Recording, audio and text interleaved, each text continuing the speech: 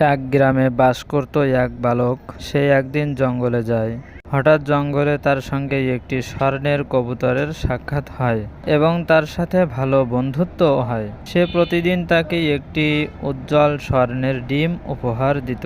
বালকটি কখনো সেই ধন নিজের জন্য জমিয়ে রাখেননি, বরং সে ডিম বিক্রি করে গ্রামের গরিব ও অভাবী মানুষদের সাহায্য করত। ক্ষুধার্তদের খাদ্য, অসুস্থদের চিকিৎসা, আশ্রয়হীনদের ছাদ প্রদান করত। একদিন এক লোভী ব্যবসায়ী তার কাছে এসে বলল, তুমি যদি কবুতরটিকে ধরে ফেলো তবে তো অগণিত স্বর্ণের ডিম পাবে। কিন্তু বালকটি মৃদু হাসল। সে জানত সত্যিকারের ঐশ্বর্য ধন সম্পদ নয়, বরং মানুষের মুখের হাসি।